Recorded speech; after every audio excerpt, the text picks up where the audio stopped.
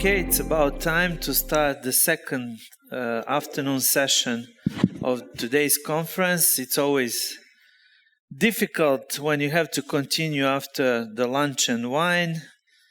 So in case you start falling asleep, I will start singing. I definitely have the urge to sing with this Madonna-style microphone. But I'm sure that this won't be necessary because we have a really nice line of speakers for our afternoon session. Before I give the floor to them, I will just briefly introduce the topic of the afternoon session. As we could hear from the words of my dear colleague Bojan Spajić, the overall topic of the afternoon session is abuse. So all the innovations, all the changes, including technological ones in the life of humans, were made not only for the sake of more efficient life, but also for the sake of eliminating as much as possible all the humans' deficiencies, mistakes, fallacies, biases. But technology itself is also not flawless, as we heard in the first session. So we will be now dealing with the problem of the abuse of different AI models in various areas of law, and we will be dealing specifically with the data protection and intellectual property law.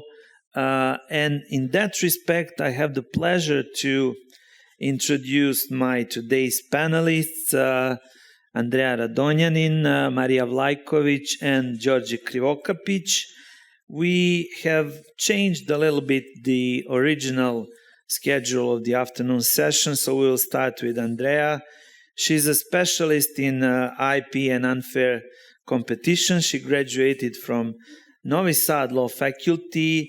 Then she earned her LLM at the University of Nottingham in the United Kingdom, where she also obtained her PhD. She is with Schoenherr since 2008, and we will start with the topic, as I said, of the IP. And my first question for you, Andrea, is actually we see that a lot of dust being raised around intellectual property rights and artificial intelligence, not necessarily here in Europe, but in United States especially. So can you tell us what are basically the new current events about in that area, and what are the lawsuits particularly about in this area? Sure. Thank you, Professor. Dear guests, once again, welcome, and thank you for sharing with us the opportunity to take a glimpse into this exciting world of artificial intelligence. Indeed, we have witnessed a lot of opposition, primarily from the creative industries, against artificial intelligence. This became evident this spring when an informal strike of visual artists took place in the States. So the artists were saying, trying to boycott artificial intelligence generated content, and were demanding platforms which are used for sharing and marketing of their work to ban such content, because they were saying, well, wait, I mean, it takes me as a graphic designer 2 weeks to produce some work, but you give an instruction of 3 prompts, for example, to artificial intelligence, and then in a matter of seconds or minutes, artificial intelligence can generate something that is of equal quality, let's say, to what I'm producing. So in this way, artificial intelligence is something that we cannot compete with. It's creating unfair competition for us. And then after that followed a lot of lawsuits and formal or informal strikes against artificial intelligence. And since this summer, and in particular in the past couple of months, we have seen a number of class actions and individual suits filed by writers, music studios, and so on. And basically all of these evolve around two things. The first one is the authors are saying, so okay, artificial intelligence is feeding, training on our works, which are works protected by copyright, but nobody asked us for a permission, and we're not getting a cent out of this. And artificial intelligence is actually very profitable, but on account of our works. So this is, in our view, infringement of our rights. And the second thing they're saying, some of them are saying in their claims, is well, artificial intelligence is not really creating anything new. What it does is it trains on our data, but then sort of mixes and meshes that into something which appears new, but this is not actually new. It's actually combining bits and parts of our earlier works. So in that way, artificial intelligence is also infringing on our copyrights. So all of these claims, as you said, are taking part in the US, and they are at very early stages at this moment. So we yet have to see what the courts are going to do and how they're going to deal with this. But it's going to be very interesting to see what the courts in the US do with this. In Europe, we don't have, or I'm not aware of any claims of this type, but I think we can expect to see more of that in Europe happening as well in the future. Mm-hmm.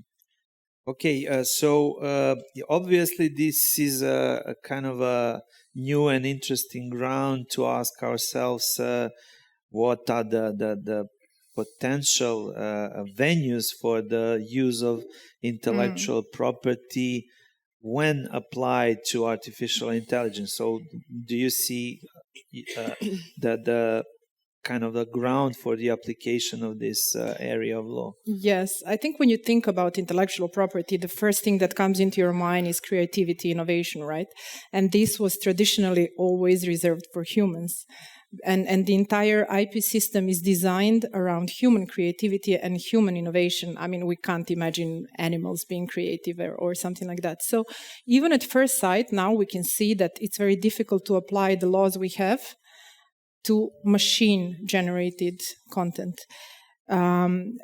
So when we try to do that, we have two key problems which we already have identified now in practice. The first one is the problem of input data, so use of copyright materials, which I mentioned through these lawsuits. Artificial intelligence uses a lot of data which is in the public domain, so free to use. But it also trains and feeds on a vast amount of works which are still in the copyright protection regime. So is artificial intelligence allowed to use these? Do the developers or the providers of artificial intelligence need the previous permission from the authors? And are they required to pay some feedback to the authors? That's the first question that we're dealing with. And the answer to this question actually depends on where you're asking this question. I mean, if you're asking this question in the US, the answer is probably yes, you're allowed to do that.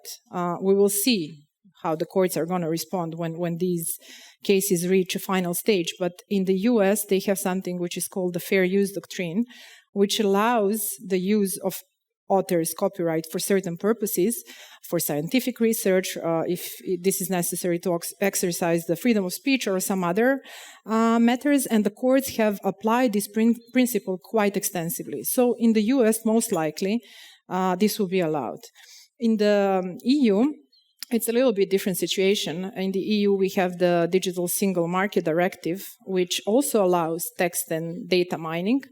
But the authors are free to opt out of this system. So in the EU, at least you will have to check whether the copyright material that is being fed to the AI is in the free regime or the authors have withdrawn their permission. And then we also have individual approaches of some other countries, such as France, for example, which is a traditionally very author-friendly, let's say, jurisdiction, where they came up with a draft law which actually completely regulates this thing in a extremely different manner. So the French draft law, so it's still a draft law, but we will see whether it's going to be adopted. The French draft law says you will actually need to seek permission from each author whose work you're planning to use. You will need to list the names of all authors whose works you used for training purposes, and also you will need to pay a fee back to the authors, probably through collecting societies. So what we see already at first glance is that it's a very unharmonized approach. So you might be committing an act on infringement, for example, in France, whereas for the same thing, if you're doing it in the US, this is not going to be infringement. So that's the first key problem. And it's the easier one, let's say, because, I mean, the laws are there. We will just see how the courts are going to interpret the answers to these questions. The second, a more difficult problem is, okay, so we use generative AI, and then at the end of this process, something is created. What is created? Is that a work of... If human created that, no doubt, in most cases, that would attract protection as copyright work. But because in this process, the human is not really that much present in the process. So most of the work is done by the machine. Is what is created a work of copyright or not? And based on the current laws which we have in this IP area, most likely the answer is no. What we get as a result is not a work of copyright. Because if we look at, for example, the Serbian definition of copyright work, it says that it's original creation of the author, and then there is another part of that definition which says, it's very difficult to translate into English. It's something that derives from the soul, duhovna tvorevina, from the soul of the author. Spiritual. Yeah, spiritual. So this reflects the traditional definition of author, which is some kind of a mythical creature who derives, divine inspiration and then pours his or her soul into the work that he's working on. And already we can see that this is not compatible with machine-generated content. And in fact, there is already one case in the US again, where a federal judge ruled, particularly in this matter. And she said that content which was generated by AI does not attract protection as copyright. But then she also said, okay, we're entering terra incognita here, so let's wait and see, because we will have to think about which level of involvement of humans is necessary for us to consider something a work of copyright. So we will see how this question is going to be answered. Yes, definitely an interesting area of law to work with. Yeah. So I'm coming to your basically last remark, and I kind of invite you to maybe predict things in which direction this may go. Mm-hmm. Obviously, in the intellectual property law, as you said, we tend to think that we are dealing with the work of originality, mm-hmm. and starting from the idea that human is creator. But what now can be envisaged as a possible future direction of the entire this area of law with the involvement of artificial intelligence? Do you expect some sort of revolutionary change or something with milder effects? Well, notionally, I can see at least three options for us how this is going to proceed. The first option is do nothing, obviously. But that option doesn't seem likely, because we see more and more industries relying on artificial intelligence, and more creative industries like large creative industries like movie industry, music industry. And we will discourage them to rely on artificial intelligence if in the end of that process, whatever they created through artificial intelligence enjoys no protection. On the other extreme of that scale of possibilities, there is a complete redesign of IP law, as you mentioned, some sort of revolution where we completely abandon this idea of human creator and this, mythical creature who creates. But that also doesn't sound very likely at this moment because, as you also know, such dramatic changes in laws are usually slow. They don't happen overnight. Maybe eventually we will land there, but I don't think that's going to happen overnight. What seems like a more realistic solution at this moment is some kind of middle ground and something that we IP lawyers often do when we can't fit something into the existing IP laws. What we do then is seek or try to develop sui generis, kind of like lex specialis system for protection. And we have done that in Europe at some point for databases, for example, or we try to do it for some other phenomenon. And I think this is probably where we're going to end up.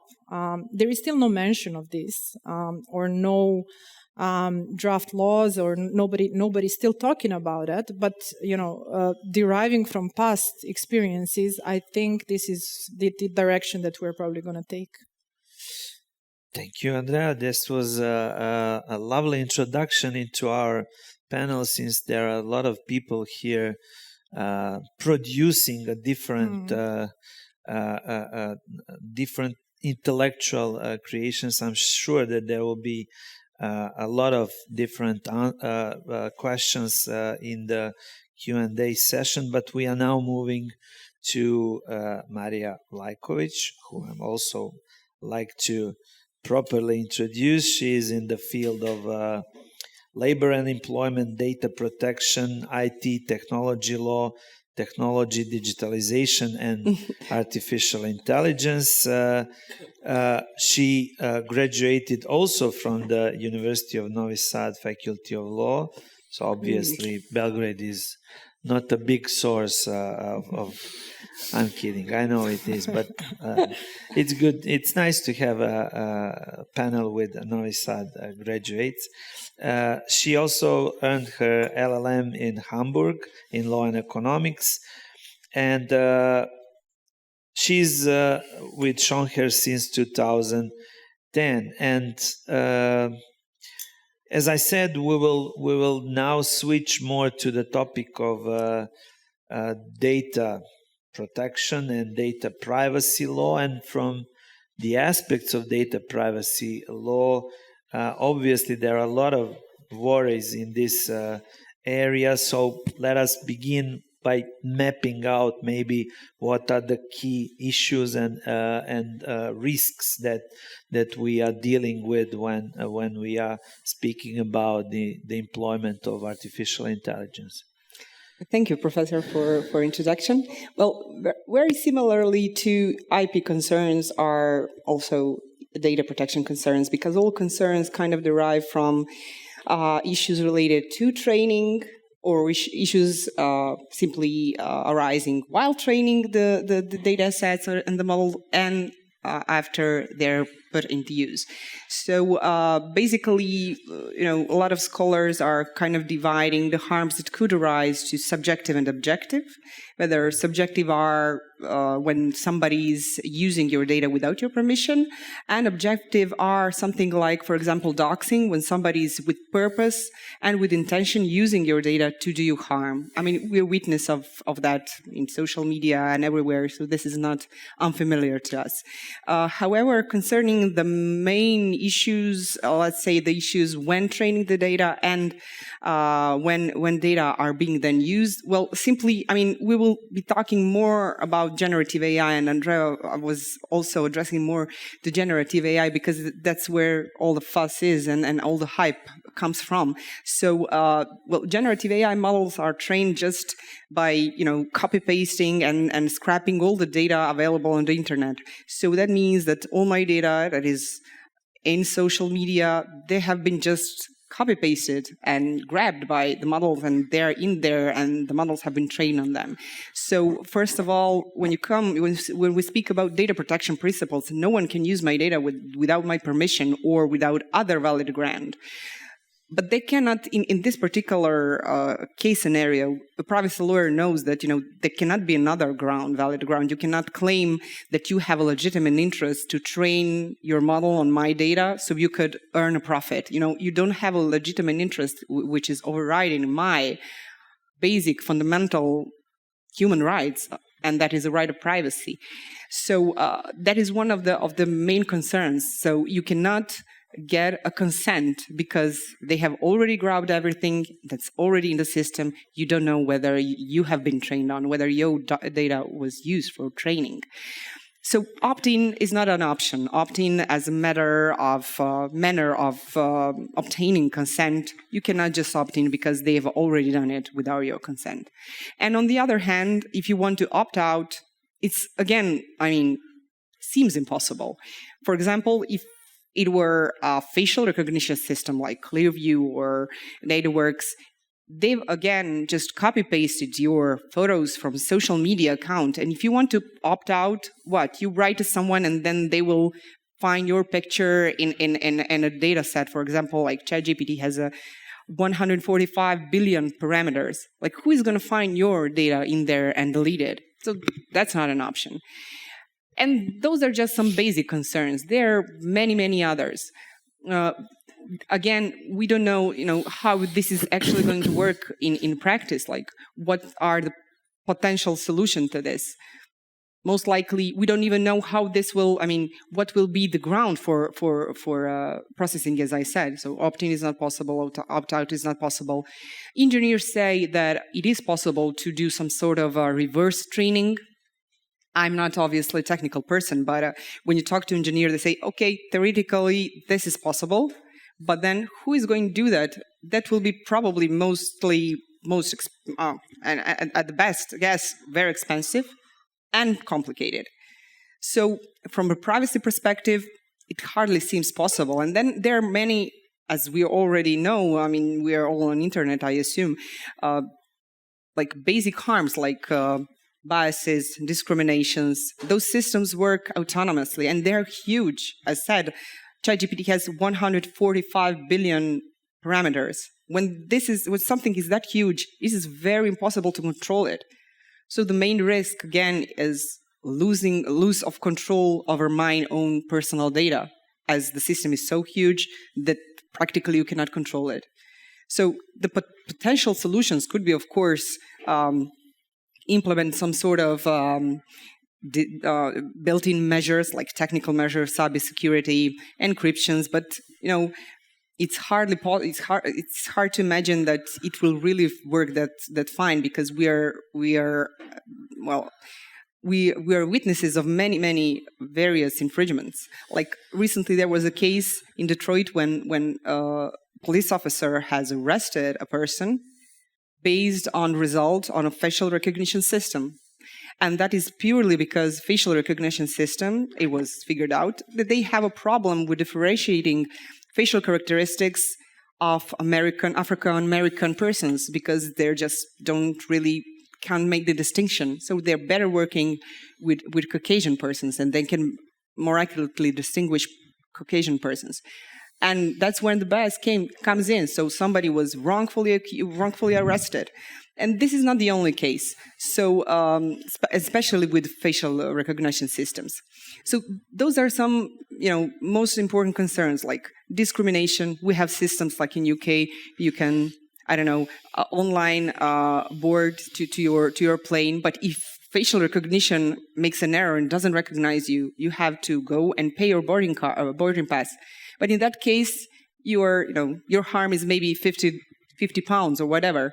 But if something different, like your freedom, then harm is a bit bigger, and the stakes are larger. Also, like discrimination claims, there are various systems that are, for example, automatic scoring of someone applying for a loan. And then in some states, one of the criteria is like marital status. And if you are a homosexual person or a member of LGBT community, you're not in a marriage in Serbia. You cannot be in marriage. So, or in some other countries where such systems function, because it's not always everywhere possible. And automatically you will be deprived of your right to get a loan just because of, let's say, discrimination or bias of a system. So there are really a lot of such risks materializing in practice. But the main concern is it's hard to keep control over something that is so huge. Of course, there are measures. Measures are costly, and at the end, for at least for ChatGPT and other generative AI models, that's already there. So like nobody is erasing this. It's too expensive. It's too important. It has monopoly. So, nobody is going to come just from Marija, from Serbia, and say, okay, Marija, I will do the reverse engineering for you and I will retrain the model for you. So that's done. So what we could do is just expect something in future that will maybe help us to regulate other models. But those guys out there, they're already earning their dollars. So they're not going to change that just because a few of us. Yeah, okay, that's a quite gloomy picture in this gloomy day, so it fits perfectly. But of course, we lawyers tend to think that things can be somehow regulated, that the beast of AI can be tamed. So tell me, are there regulations that try to mitigate those risks? I will be asking Đorđe the pretty much the same question, or maybe on a more general level. So tell me that for this specific area of law. Yeah, well, first of all, AI is practically already in a sort of way regulated, especially when it comes to privacy. We do have GDPR, and GDPR sets ground rules for data processing and automatic data processing, which kind of is an AI. So we do have rules like saying your data, you have right to opt out from any automatic decision and say, I don't want this applying to me unless I have given my explicit consent. Or at least I have a right that if you do make an automatic decision based on my personal data, I want then to have a possibility to, I don't know, to raise my concerns with a human, and I have I want to have a right that human is deciding, that human is also involved in the decision making. So in that terms, and also when which I mentioned earlier, there are already rules that you cannot process anyone's data without a legal grounds, with a valid legal ground. So we do have some kind of sort of framework. What we don't know, of course, now we have a generative AI. It's a bit different, and the stakes are high, so we do need new regulation because stakes are high and because the risks, depending on the system used, are different. So that's why the EU AI Act is under preparation, and hopefully it's now in the phase of trilogue. So the discussions between EU Parliament, EU Commission, and EU Council, and they're supposed to be finished on 6th December, which is we hope the date of the last meeting. There are certain reserves about certain topics, but the most importantly, they are working on foundation models, which is basically ChatGPT, and the work on the law started earlier, but as of November, I think, last year, we do have a ChatGPT, and that's why it caused a lot of fuss, and that's why we're now having, discussions about regulating foundation models or ChatGPT, and that will be very soon. But also concerning other categories, given that AI Act will have a risk-based approach, there will be different set of rules applying to different categories of the AI depending on the risk they could cause. So most heavily will be regulated the high-risk AI systems, and there will be, well, similarly to any other product, certain obligations like doing conformity assessment, putting a CE mark, registering in the EU database or registry of high-risk AI products, etc. So from that perspective, it is important to have another law, a special law, and I hope once we do have it, and I suppose that will be as promised late this year, at the end, that in 2 years period after this vacatio legis period, we will have EU AI Act in force, which will again, similarly as in case of GDPR, be a ground model for our local law. aside from what's going on in Europe, we do have a bit different situation in US. They also want to set themselves as working closely and diligently on regulating the AI. This sort of was, let's say, speed up after the hearing before Senate of OpenAI and IBM and the other representative of the AI ecosystem. So US is working on it. They have Biden has issued an executive order, but we have only in place certain principles. We don't have any draft law in US, but only base principles. So we know where this is going to go. But it seems a bit more relaxed than in EU because they're just mentioning, they're putting more accent onto the safety measures and cybersecurity measures that will be probably on the burden of the providers to embed into their solutions. And finally, where we stand, Đorđe will probably also talk about it because he was also a member participating in adopting the ethical guidelines. So in Serbia, we do have ethical guidelines, and its application is not mandatory, but it sets out certain basic principles. It mentions also data privacy and significance of data privacy, and at least until we do have local legislation, that's the only thing that we could do. So I am encouraging, as a lawyer, all the market players to get familiar with the ethical guidelines and to start harmonizing their businesses with them. Okay, yeah, but we tend to think that rights are real rights only if they are justiciable, if they can be enforced through the courts. So my last question for you would be, do we have the cases of that kind in this area? We saw that some of the IP rights are tried to be enforced through the courts mechanisms. We know that there were some cases against big companies, those who are probably monopolizing the entire AI area, like OpenAI or Midjourney. So what about the data privacy rights? Do we have lawsuits of that sort? Well, similarly, as in case of IP, there are many cases of breach of damages compensation for privacy breach.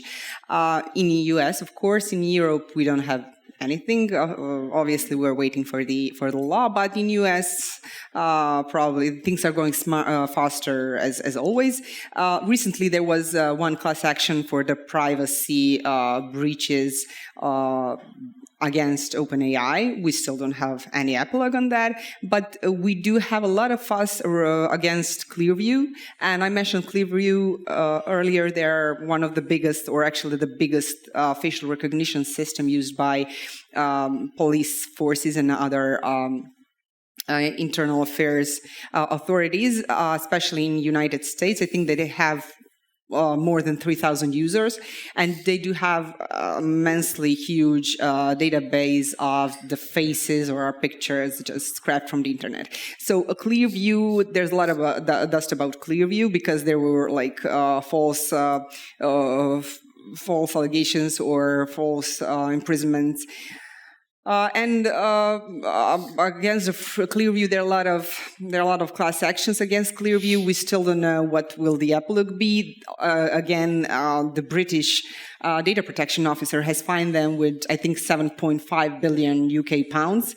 However, interestingly, their appeal was accepted based on jurisdictional grounds, and they have claimed that, even though they were processing faces of UK citizens, they were doing that in relation to the police or enforcement in law enforcement in United States, and then the UK just backed out, and their case was dismissed. Again, there were a lot of big fines against them in Italy, I think, and Greece, like 20 million euro fines, but they were still not enforced. So there's a lot of fuss, still no epilogue. We don't have any finalized case, but I think that, there isn't a reaction. There's a lot of reaction on the potential infringements and the infringements happening.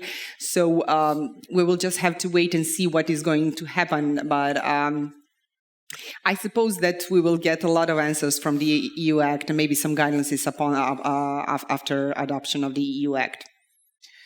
Thank you, Marija, very much. And now we move to Đorđe Krivokapić. The one who I know that graduated from the law school, University of Belgrade, because I just accidentally was his professor. So he is a co-founder of the Share Foundation, which was previously mentioned. He is now associate professor at the Faculty of Organizational Sciences, University of Belgrade. He focuses on the intersection of emerging technologies and society, particularly online free speech, information privacy, digital security, and open access to knowledge.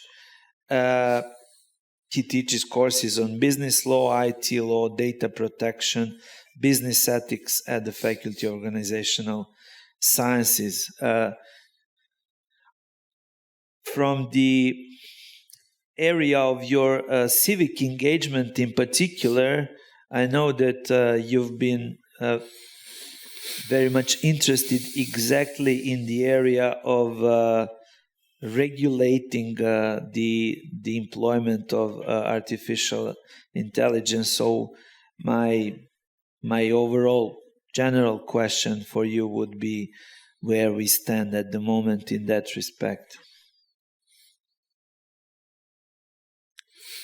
Thank you. I will just reflect on a couple of issues. You provided and tried to connect all what we heard and what was very valuable. First, talking about intellectual property and data protection is extremely valuable at this moment because these areas impact various stages of artificial intelligence development process. But the first stage, which was focused here, is practically how we construct data sets, because these training data sets are in fact the wisdom which we want to exploit. And there we have these conflicting interests. So on one side, we have all these actors who want to control the knowledge, the data, themselves, put in that knowledge. For example, all the creators who have some copyright over this data.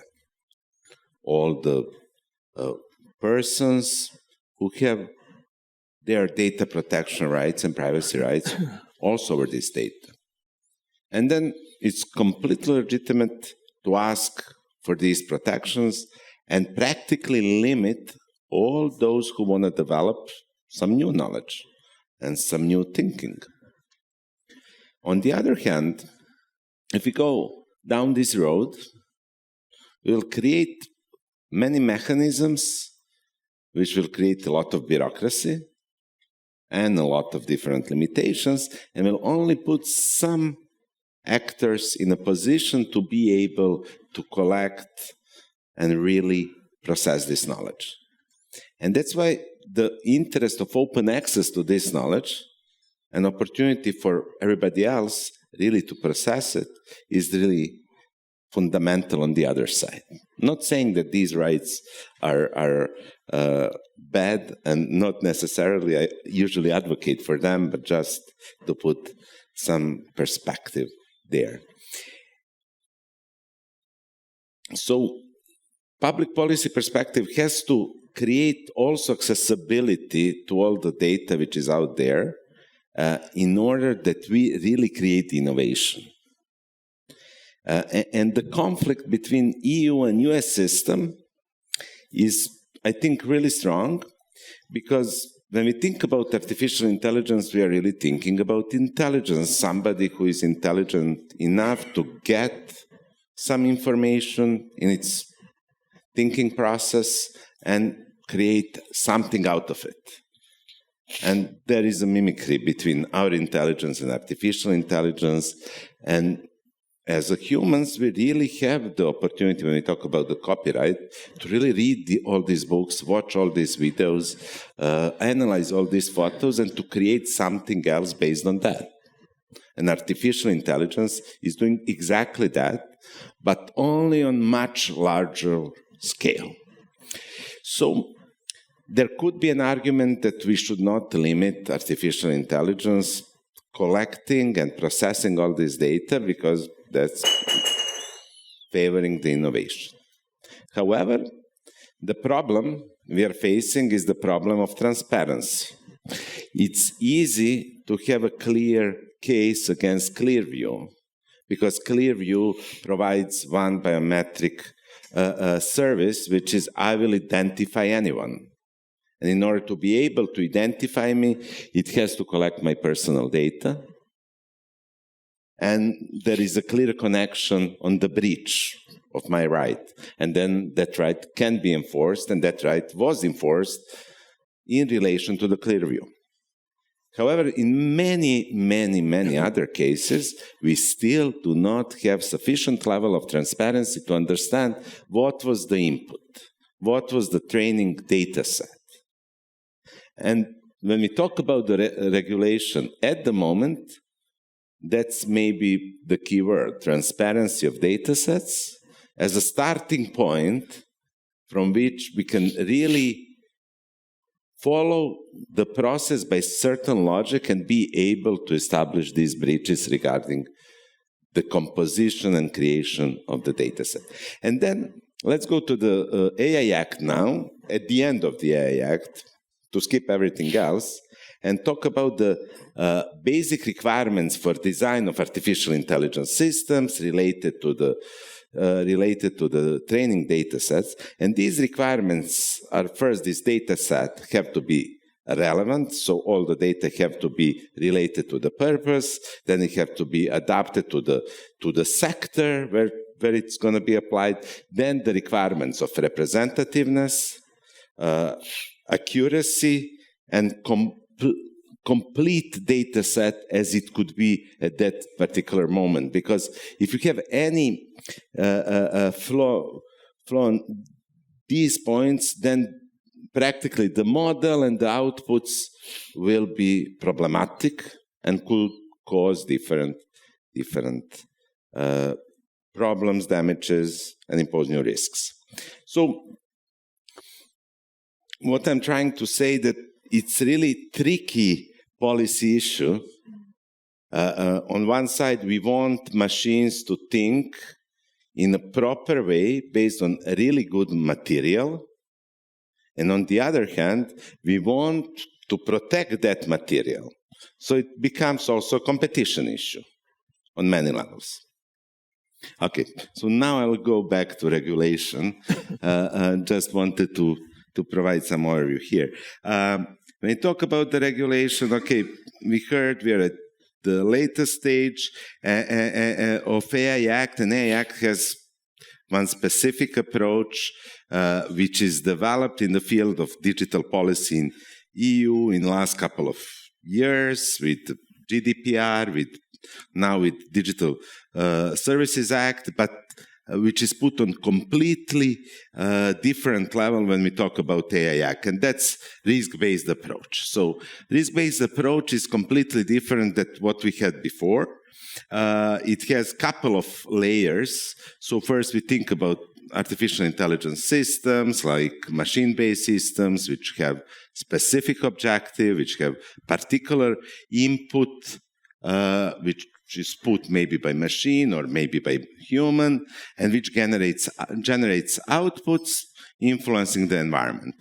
So that's the basic definition, and then there are two additional elements now put by OECD and followed by European Parliament, that system has to have some level of autonomy and also be able to adapt over the time.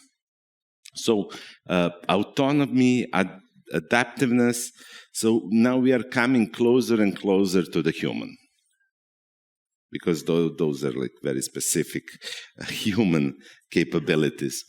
And then we identify these systems in our surrounding as products or something else. And then first layer of risk-based approach is like, let's now classify these systems, as mentioned, based on very simple criteria. These simple criteria is in which sector is it used, for which particular purpose, who is the user, who is the subject, and what are the capabilities.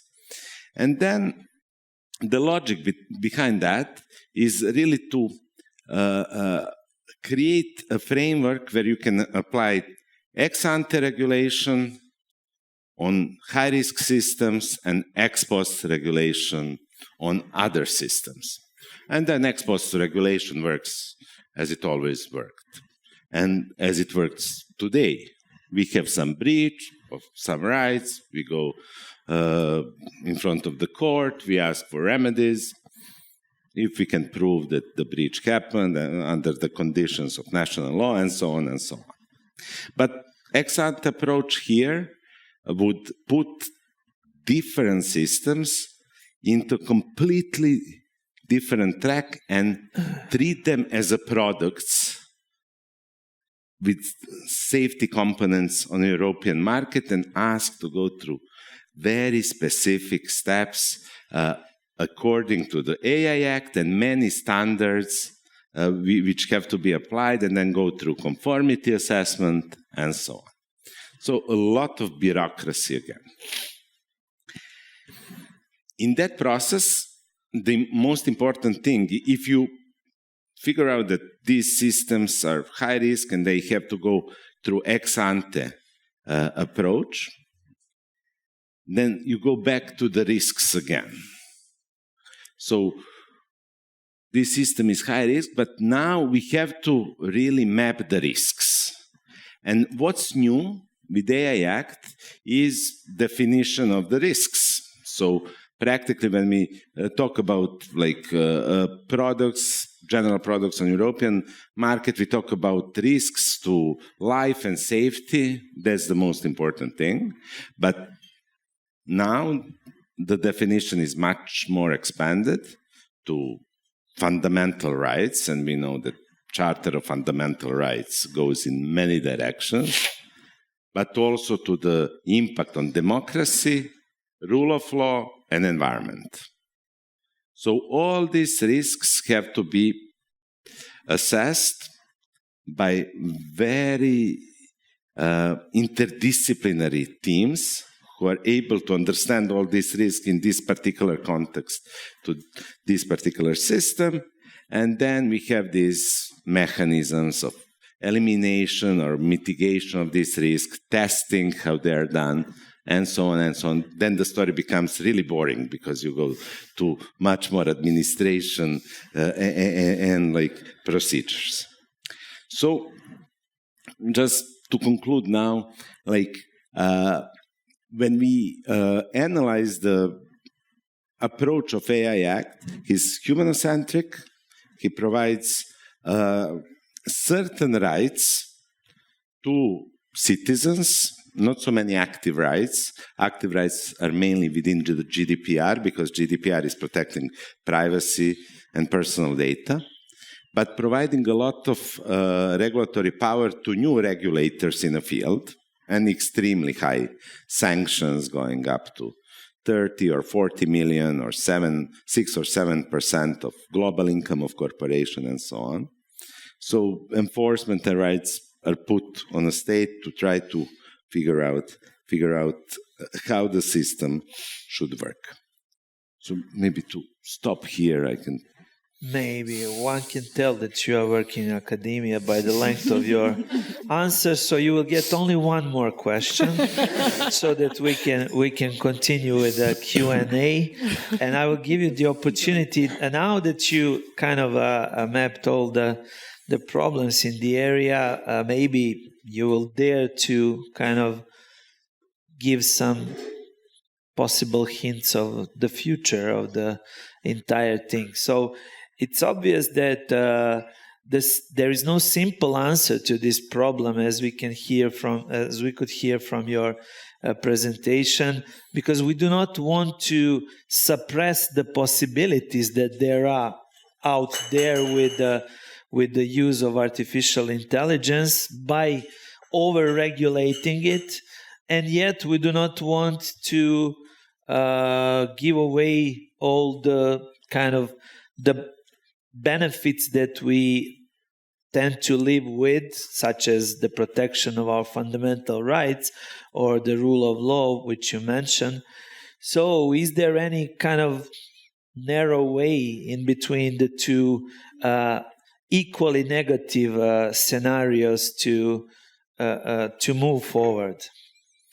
So I would just say I'll go maybe to business perspective. What's the biggest impact on business is that the idea of go fast and break things, which is already broken by GDPR, will be completely broken by AI Act. What's probably good. Although it created a lot of innovation and created this acceleration of technological change and societal change we are facing last couple of years. All the innovation and entrepreneurship which came out of this unregulated field of technology, that some guy with some processing power and some data can create some amazing products, completely bad in any sort, but he puts them on the market as MVPs and then try to get the feedback, and based on the feedback develops it more and creates maybe a unicorn company in a couple of years with a couple of friends working from garage. That time is gone. Why? Because we cannot really be able to put so many products which now have this amazing capability to create these outputs, decisions, recommendations, classifications, and different content all around in so many sectors. Of course, there are some sectors and areas where we can experiment. But the age of experimentation is gone. And what really puts the big players with capacities in different areas of compliance in much better position, and maybe will secure their position on the market. So I will stop with that. Okay. Thank you. Thank you to three of you for the really wonderful introduction into our hopefully lively discussion. I will just ask for one round of applause for our...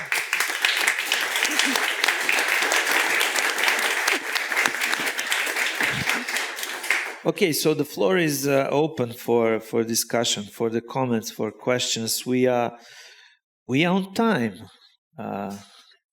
eventually. Yes, please. Yeah, lots of really interesting points. We just to use the mic for the... Lots of really interesting points, too many.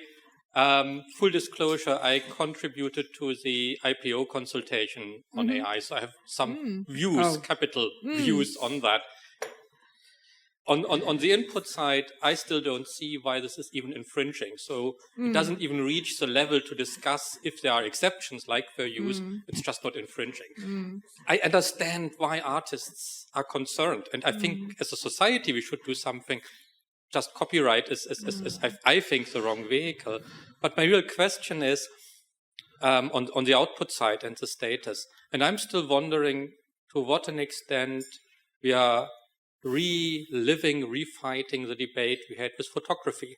Where also initially people said, oh, that is not an impression of the artist in turn. This is just a machine giving an accurate picture of reality. And I would say, at least for low-level photography, there's less input of the author than with an AI, where I have to write prompts, I have to think how to phrase the prompts, and crucially, I decide whether the output is what I intended. I discard what I don't like, I keep what I like. And even that simple element of choosing, with objet privé, we have something similar with other low forms of random art.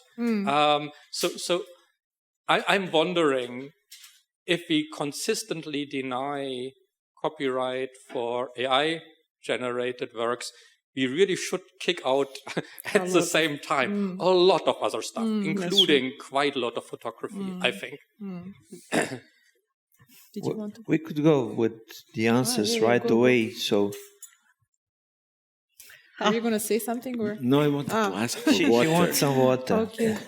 Yeah. Well, I think we also need to differentiate, different scenarios. I mean, there is this situation where you just give an instruction in the form of one prompt or a couple of words, and you do get something in return from the AI.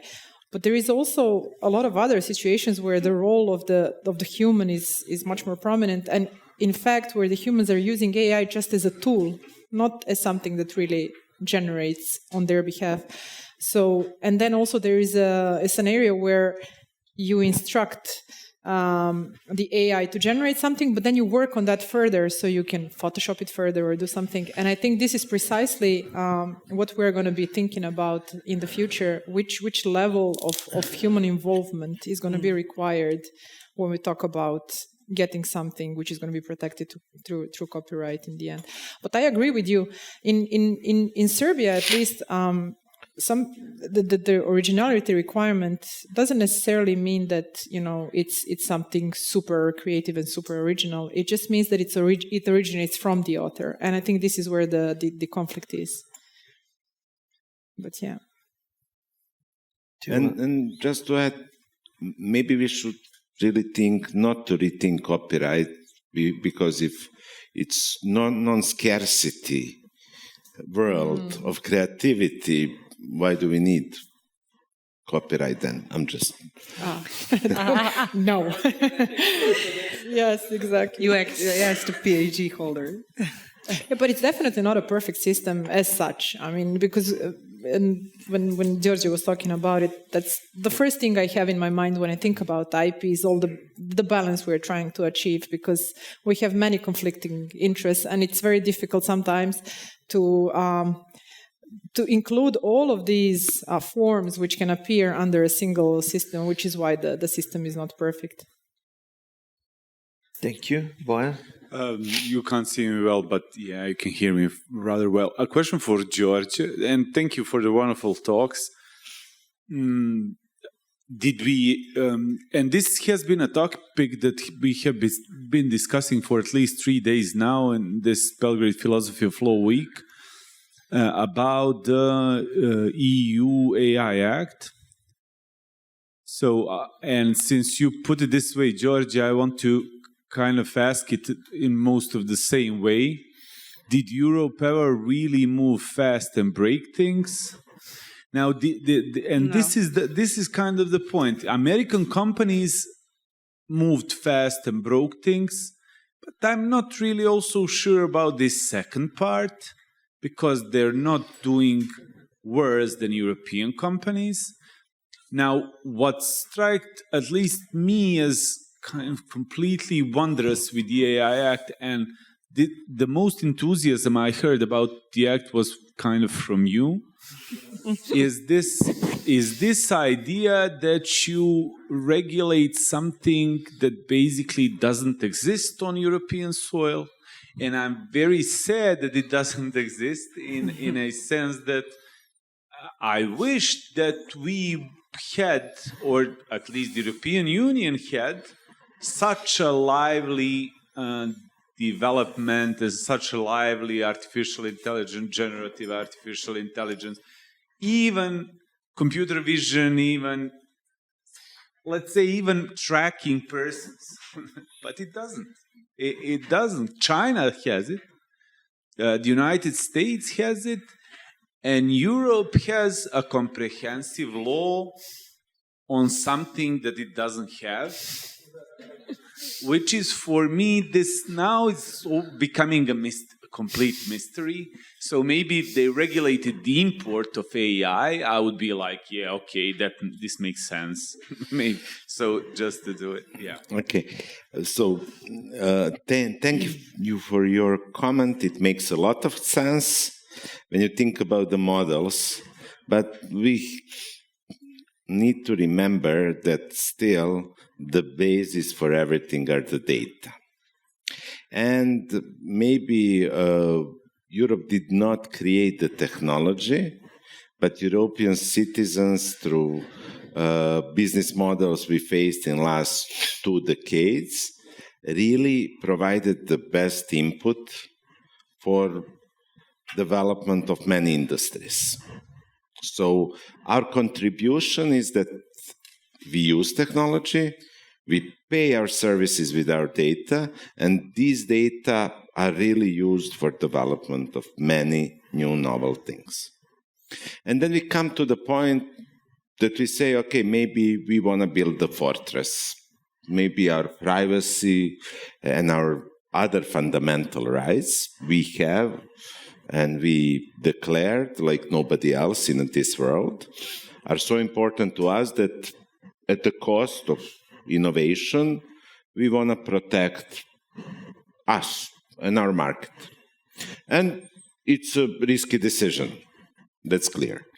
But all these products which are imported or adapted, or many of them still developed, now let's go to the other direction, really developed based on a research and development done on European universities, but not really marketed by European companies. Because when we talk about the impact of European research, it's not so low like we compare the big corporations and platforms.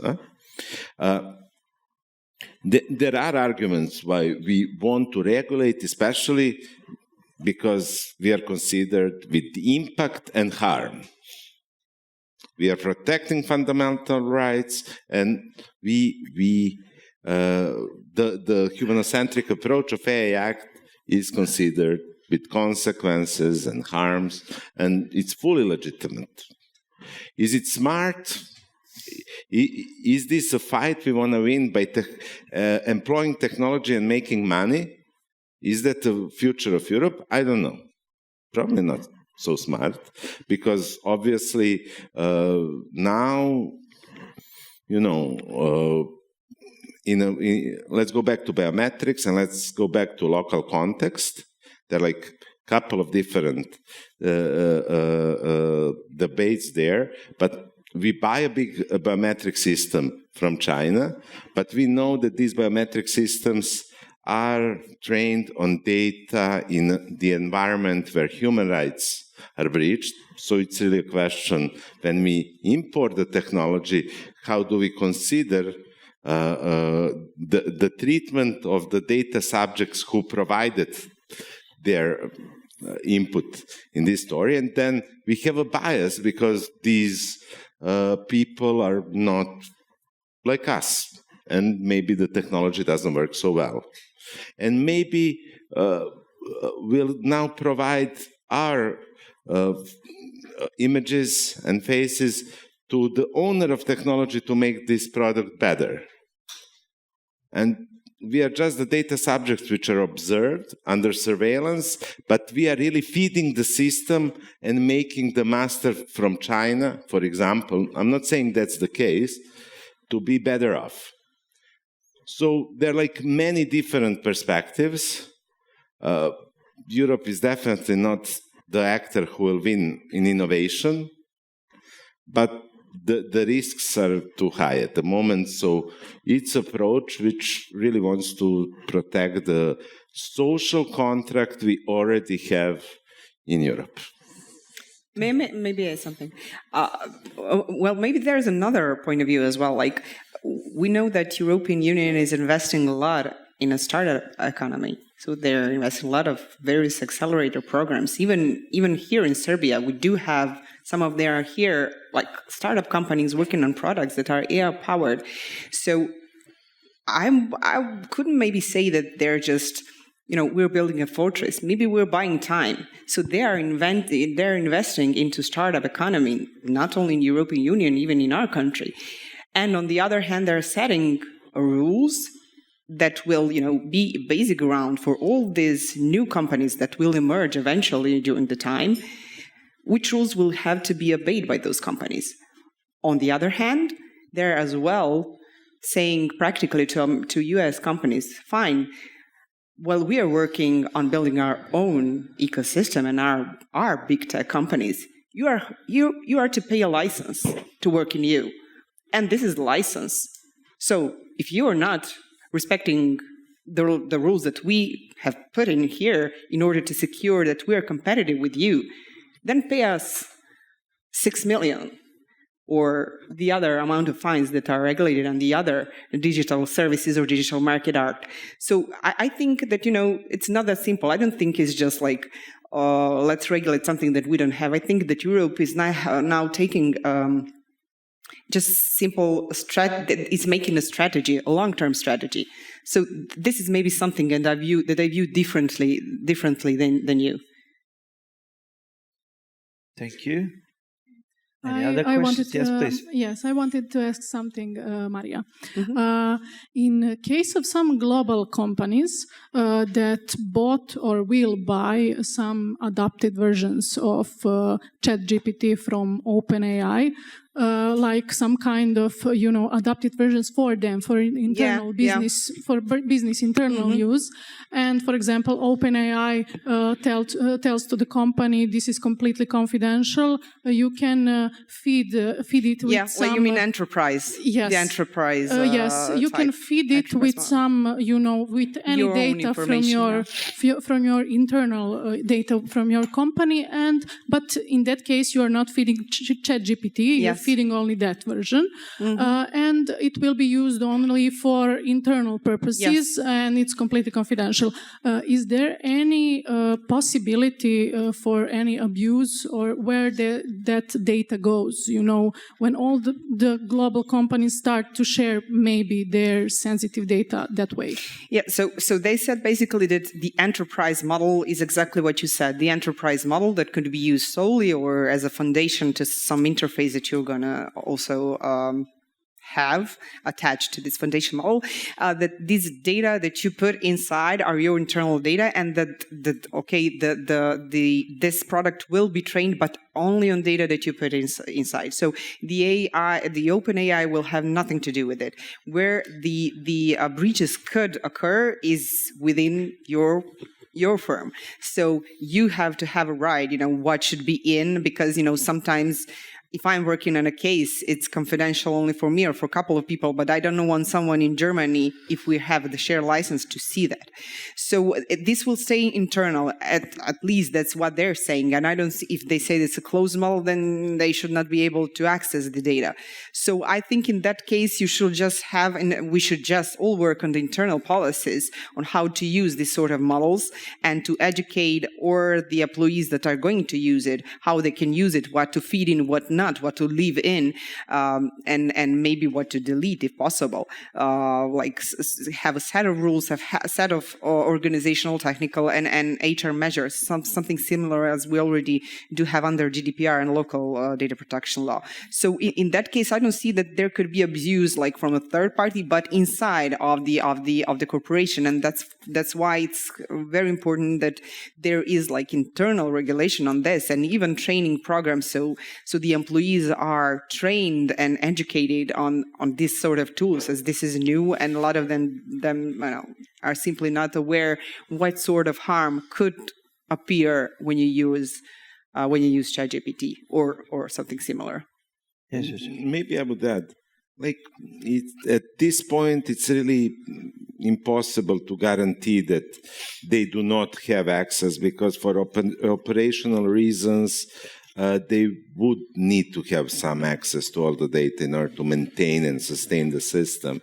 So it's really the question of trust. And as we trust Tinder that it won't sell our data who we like or not, It's really trust over the company of OpenAI. It's very simple. It's all probably made in accordance with information security laws, with data protection laws. All the contracts are put into the place. Okay, we have some legal frameworks for all that, but eventually it's trust. And there's starting in here, one more point for lawyers as users. It's not just client confidentiality that you can protect with contract and the enterprise model, but it's also professional privilege. And that you can't. So as long as, or even for purely operational reasons, OpenAI has access, and even if they want to be as privacy friendly as they can, when the police then issues a search, they can't rely on professional privilege, I would say, even when they process it on your behalf. So confidentiality. How is that different than email? I keep hearing it, but I think it's exactly the same as Microsoft providing email. It's very confidential information. Content is private. So maybe we should turn back to using microphone, just for the purposes of recording everything. So that there is a next question from the audience. Go ahead. It's thank you. It's more like a comment. I wasn't going to do any comments, but since Bojan spoke, I said I should comment over Bojan and offer the comment to the table. Excellent presentations, by the way. I really enjoyed them. No, it's a comment and a follow-up to what Bojan said, but I really wanted to hear if you have a take on it.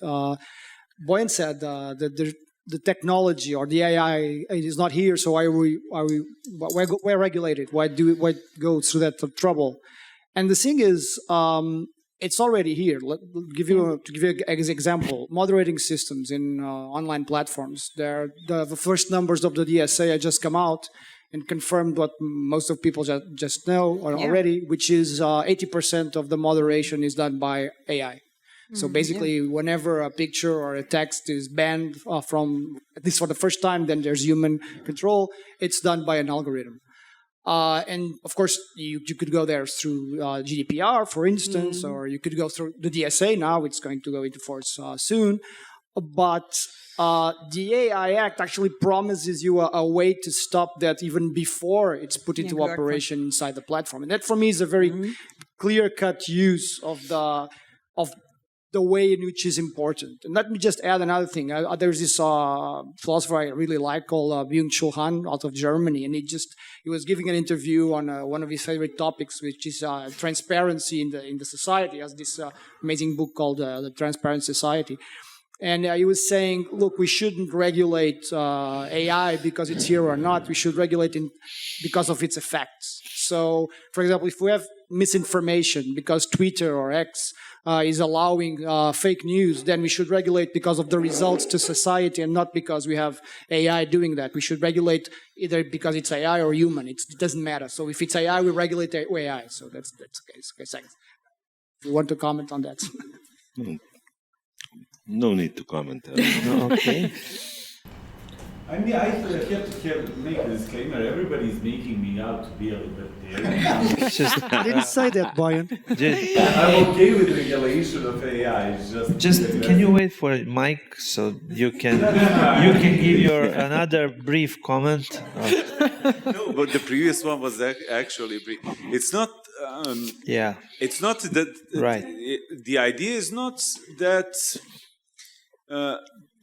There is no need for an AI Act in the European Union. I think that there is need for the AI Act in the European Union. But now you have to understand that this is a thing in which that has been dragging for 3-4 years now. You know it better because so they've been regulating it. And then, of course, next month they'll have to change it because maybe they'll produce autonomous agents that can do tests or something like that. That happened just a couple of days ago. I don't have any problem with the regulation. I have the problem with the approach. I don't really see that there is much that could have been done with this. And we even discussed in these days is the AI Act kind of a plan, a strategy or something? Because it looks like a strategy, but why make a strategy into an act? And the second thing is that there are directives, which are kind of reasonable tools when you have an emerging technology that is being developed. And most of the things that you're doing with an AI Act, you can do it with directives. So I'm all in. It's just that I don't see, and the practice of legislating in this case, I think, proves me right. They're changing that thing every month in order to encompass new technologies. Yeah, but because technology is faster.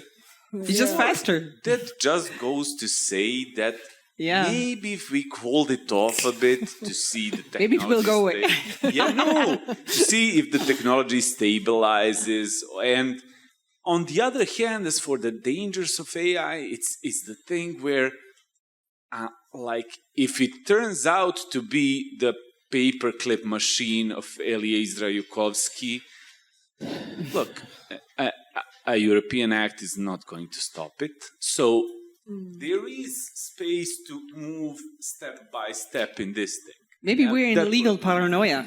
You know? Because all the people are putting the hype on it are mostly politicians or legal experts. Yes. And we don't know nothing about it. So we don't get it. I mean, I was reading a lot about it. I know people working on that sort of product.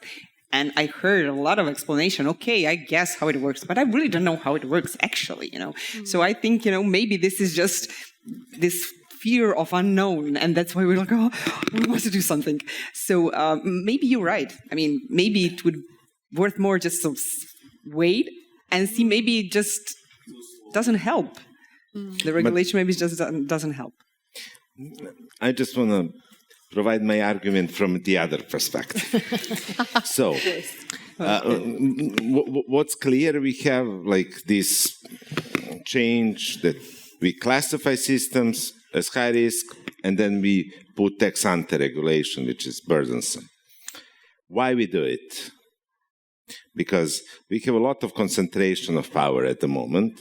We have many actors in public and private sector who have the capacity to implement AI technology and to be in control. That's one stakeholder. Then that technology and implementation in economy and society can impact and provide a lot of benefits. So we have beneficiaries, the second stakeholder. However, we talked about that, the previous panel talked about that, and everybody talked about the risks and harms. And these risks and harms are targeting one more stakeholder.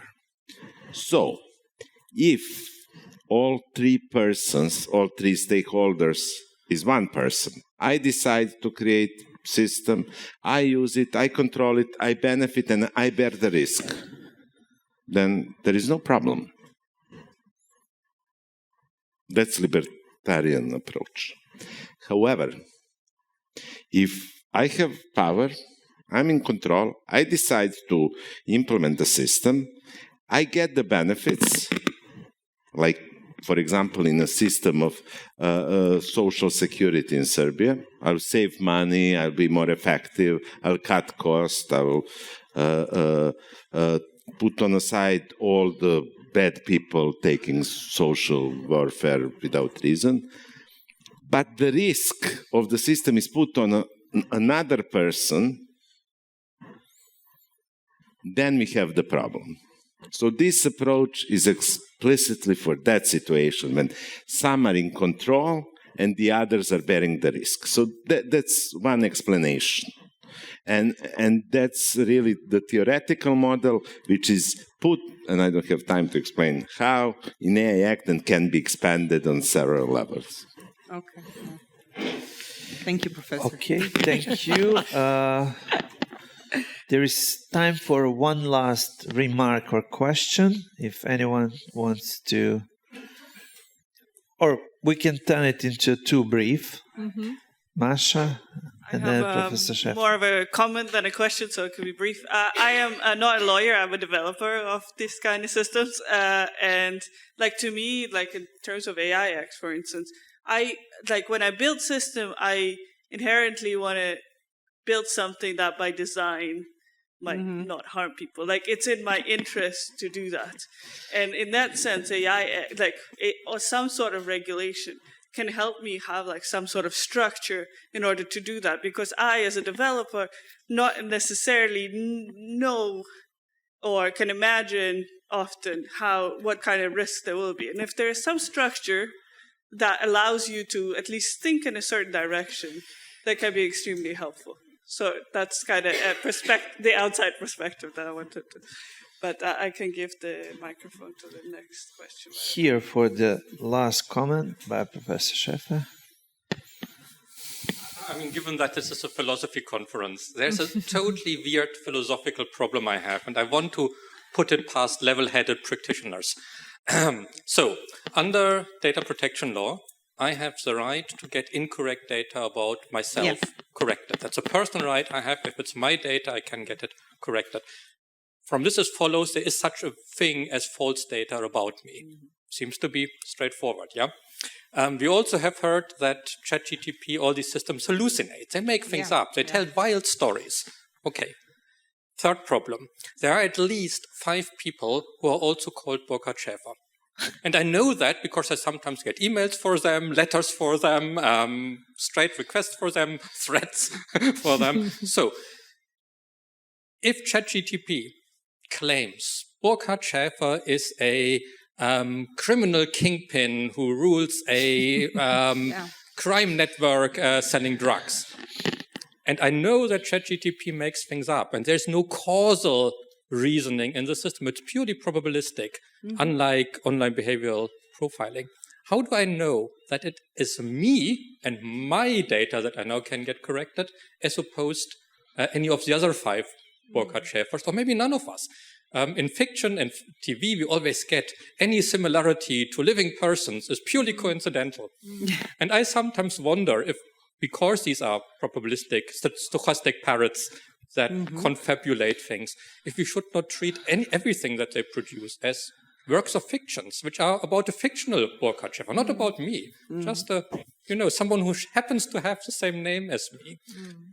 Does that make any sense from a legal perspective, or is this too philosophical? No, it does. No, it's not. I mean, it's possible. And we witnessed a lot of hallucinations and deepfakes. I mean, if someone was watching the hearing before Senate of the OpenAI and IBM, they could see that Senator Blumenthal actually his open statement was actually a hallucination or actually a deepfake. He used ChatGPT to write a statement or the opening statement and then used the voice cloning AI system to speak instead of him. So that's how he opened the hearing, and that was pretty shocking and scary. And then he said, "But what if somebody used my voice to give some statement about my support to Russian aggression over Ukraine?" So that is scary. And I said one of the problems, we didn't touch upon all of them, but we do have a Data Protection Act GDPR and Data Protection Act in Serbia, who does sort of already have certain rules, like rights, as you said, to be forgotten or to raise data about. But I don't know really how will this work in practice in case of AI. Like, I really don't know. And I ask engineers, they said, but there are techniques. But how are you going to do that for millions and millions and millions of people? That must be costly and very, very complex. So you're completely right. I have no idea how they're going to interlink or how it's going to look like the interplay between AI Act and Data Protection Act, because for some rights, I really don't know how they're going to work in practice. Okay, maybe it's about time to finalize this session. By the way, you would be surprised to know how many Miodrag Jovanović is out there on the net, like thousands of them almost. Okay, so I think that despite a number of very disturbing things that we heard today, I would like to finish with some optimistic views, at least from the perspective of lawyers. First of all, the first panel demonstrated that we are not dispensable still at the moment. And the second panel also showed us that in the area in which we want to somehow, as I put this, to tame this potentially wild beast of artificial intelligence, also the regulation job cannot be meaningfully done by any artificial intelligence. Otherwise, we would imagine a possibility of the AI adopting this AI Act from time to time, just to follow up the progress of the developments. In any way, this was really a nice and fruitful encounter between legal philosophers and legal practitioners, and I would like once again to thank to our dear hosts,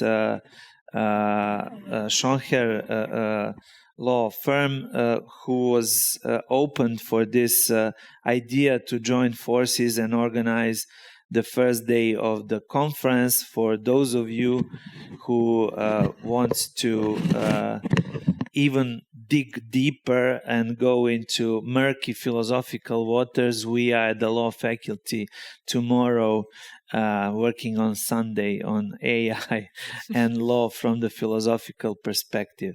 Thank you all for coming, and big thanks to my panelists.